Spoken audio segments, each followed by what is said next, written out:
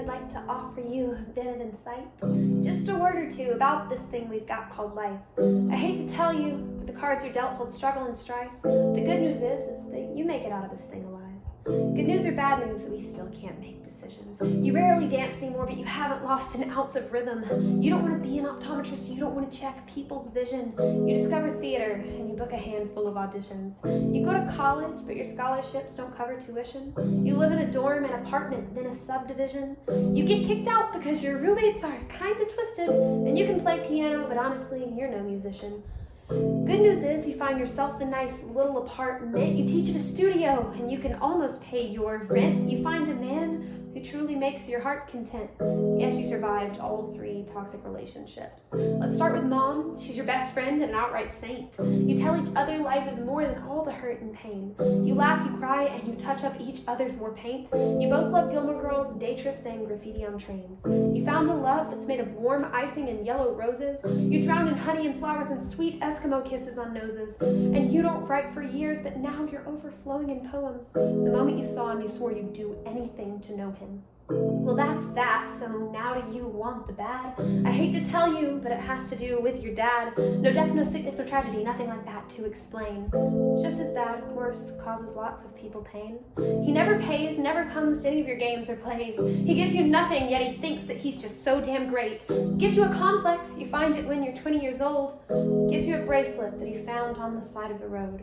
So as a young girl, your standards are set pretty low, and you never fight, you just let the world step on your toes. You danced on his in the kitchen just once, I think. Times were okay when he didn't pop pills and drink. But liquid Lortab cocktails kind of make your family extinct. The things you write, you figure people will probably never read. But you've got a mom, and honestly, she's the only parent you need. You're just alike with how you look, talk, move, and think. He gives you issues. You get defensive when someone mentions their dad. Steam falls out your ears and makes your heart unreasonably mad.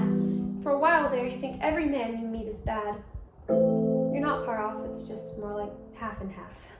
He takes the medicine you were prescribed when you hurt your knee. You never learn to drive because he's always had a drink or 3. You never get to cry because he says you have to keep the strength. That's a lot for someone who just now turned 15.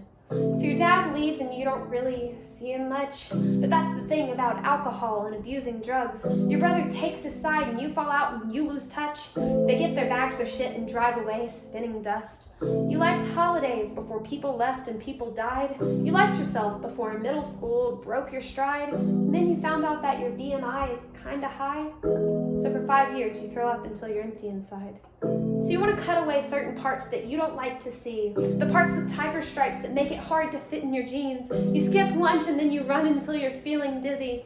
Seeing spots and polka dots, but this won't make you pretty. Voted most likely to be late to your own graduation, but it wasn't because you took your time putting makeup on, but because your motivation had far past its expiration. At this point, graduation was a formal obligation. So dad left and you write poems and you win first place. You feel heard when people say it sits and resonates. Their father, their brother, their son left without a single trace. Hansel and Gretel, pills cover their trail away from grace. We can't help it, broken family tends to leave a bad taste. And we'll make pretty homes with flowers in every single vase. They always say that the prize is well worth the chase. But life's not a race, so please, kids, slow down your pace. You kind of like it when the train sings you a lullaby. And after years of stifling, you finally feel what it feels to cry. Happy tears forming waterfalls on your neck and face. Starry eyes hunger for bouquets blooming in every vase.